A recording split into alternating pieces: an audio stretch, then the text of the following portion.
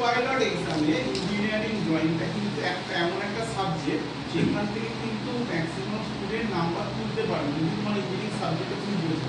কারণ ড্রয়িং এর মধ্যে এমন কিছু জিনিসগুলো আছে যেগুলো তোমার 100% কমন পড়ে যায়, ঠিক আছে?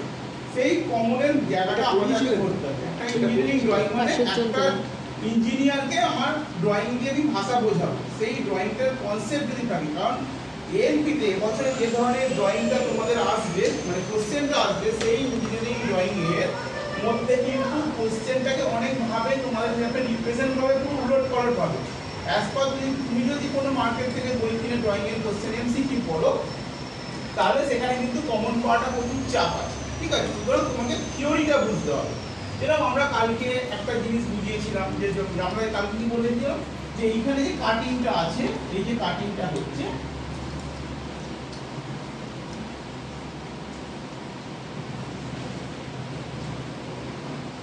এখানে এই ছবিটা দেখতে পাচ্ছ, আমি কালকে বলেছিলাম, এটা আমি হেডিংটা কি দিয়েছিলাম কালকে, কি বলেছিলাম এটা?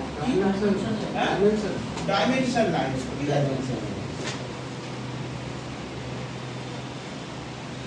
ডাইমেনশন লাইনের উপর আমি বোঝাচ্ছিলাম। আমরা কি বলেছিলাম, যে যখন আমরা এটাকে পুরো ডাইমেনশন লাইনের ইনক্লুডিং করতে পারবো কিনা। সাপোজ এটা থেকে যদি তোমার এমসিকিউ হয়, তুমি কিন্তু ডেফিনেটলি পাজলড হয়ে যাবে। কারণ হচ্ছে এই জিনিসটা বুঝে জানতে হবে। আমরা যদি একটা কোনো জিনিসের ডাইমেনশন, যদি এটা যদি আমার অবজেক্ট হয়, যদি আমি এটাকে 10 ধরো, এটা ধরো 100 mm, ঠিক আছে? 100 mm, ওই 100 mm টাকে যদি আমি পুরো মাপ করি, বা এখান থেকে যদি এটা আমি 100 mm স্কয়ার ব্লক করি, ঠিক আছে? তাহলে সেই ক্ষেত্রে কি হবে, এখানে টোটাল ডাইমেনশন আমি একটা পাচ্ছি। কিন্তু এখানে ক্ষেত্রে আমার এটা কি টোটাল ডাইমেনশন বলা যাচ্ছে? কারণ আমি বলেছিলাম যে অবজেক্টটা টোটাল আছে, সেই অবজেক্টটা কোনোভাবে আমার মাঝখান থেকে ক্র্যাশ করে গেল।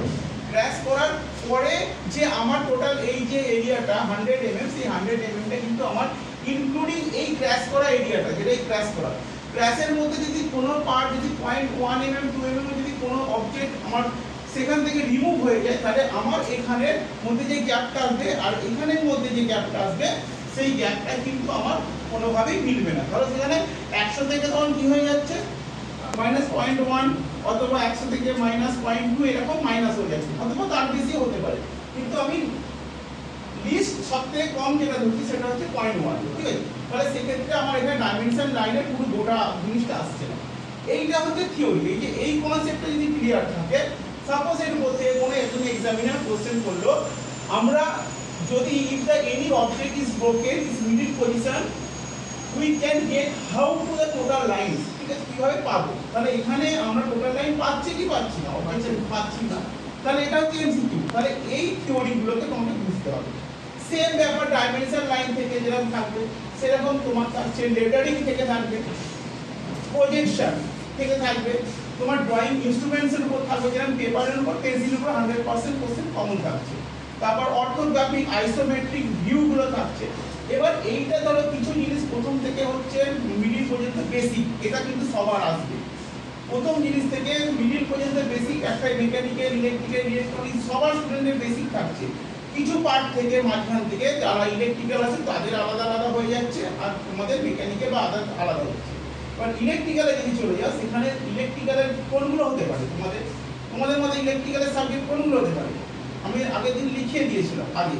তো ইলেকট্রিক্যালের সাবজেক্টের মধ্যে দাও, সেখানে তোমার বিভিন্ন রকম যে সার্কিট ডায়াগ্রামগুলো আছে, ঠিক আছে, বা রেজিস্ট্যান্স ডায়াগ্রাম, সার্কিট ডায়াগ্রাম যেগুলো আছে, সেই ডায়াগ্রাম থেকে ইনক্লুডিং যেগুলো আছে সেগুলো কিন্তু তোমাদের পরীক্ষা আসবে।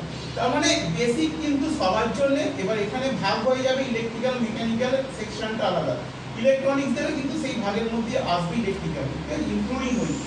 তাহলে সুতরাং তোমাদের এখন যেটা হচ্ছে, আর হয়তো একটা দুটো সপ্তাহ বেসিক ক্লাসের পরে আবার কিন্তু সেটা আলাদা হয়ে আবার তোমাদের মেকানিক্যাল, ইলেকট্রিক্যাল আলাদা হয়ে যাবে। এবার তোমাকে যদি তোমাকে বেসিকের উপরে কিন্তু তোমার যদি ধরে নিই 40% কোশ্চেন যদি আসে, 30% আসবে বেসিকের উপরে, কোরের উপর আসবে 10।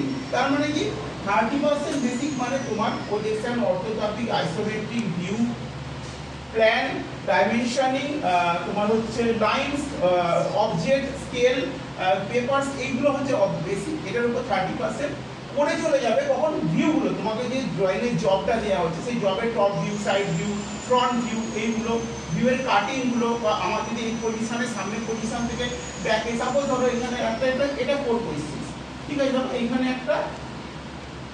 একটা ধরো এরকম আমি অবজেক্ট দিলাম, আর এখানে একটা কি করলাম, এরকম অবজেক্টকে আমি করলাম এই পজিশনে ওয়েল্ডিং করলাম। তাহলে আমি যদি এই ব্যাক সাইড থেকে আমি যদি চোখ দিয়ে দেখি ব্যাক সাইড থেকে, তাহলে ওইখানে ওয়েল্ডিংটাকে আমি কিভাবে রিপ্রেজেন্ট করব? ঠিক আছে, এগুলো হচ্ছে কোর কোশ্চেন হয়ে যাবে, আর এগুলো হচ্ছে তোমার সিম্পল কোশ্চেন হয়ে যাবে। ইলেকট্রিক্যাল ধরো তেমনি ভিউগুলো থেকে আসছে সিম্পল মানে বেসিক, প্লাস যদি ভেতর থেকে যাও সেটা হচ্ছে কোর। এগুলো কিন্তু বুঝতে হবে। ওই জন্য বলছি প্রত্যেকটা স্টুডেন্টকে বলছি থিওরিটা, ইঞ্জিনিয়ারিং ড্রয়িং এর লোগো পাইলটের থিওরিটা কিন্তু খুব ভালোভাবে মাথায় ঢোকাতে হবে, কারণ ওখানটা কিন্তু মেডিকেলের মধ্যে চলে আসবে। সাপোজ সেকেন্সিবিলিটি পার্ট দিতে তোমার সায়েন্সের কোশ্চেনের এখন মাত্রা যেটা সেটা হয়তো হার্ড হতে পারে, ফিজিক্সের যেরকম হয় সেরকম হবে, তার থেকেও বেশি হচ্ছে তোমার এখানে ড্রয়িংয়ে। কারণ ড্রয়িংটা কিন্তু অনেক স্টুডেন্ট যারা আইটিআই বা ডিপ্লোমা করেছে সেটা কিন্তু মাথার নলেজ কারোর মধ্যে নেই, অনেকটাই কিন্তু স্কিপ করে গেছে। সুতরাং থিওরিটা কনসেপ্টটা সবাই ক্লিয়ার করার চেষ্টা করবে, আর যদি না বুঝে অ্যাজ আমাকে কিন্তু কোয়েশ্চেন্স করবে, কারণ থিওরি এখানে কিন্তু যে এক্সামিনার সে কিন্তু একটা জায়গাকে হাজারভাবে রিপ্রেজেন্ট করবে তোমার সামনে। থিওরি কনসেপ্ট না থাকলে কিন্তু ইঞ্জিনিয়ারিং ড্রয়িং হবে না। ইঞ্জিনিয়ারিং ড্রয়িং এর কোয়েশ্চেন পরীক্ষায় অ্যাটেন্ড না করলে সেকেন্ড শিফটে কিন্তু কোয়ালিফাই আসবে না।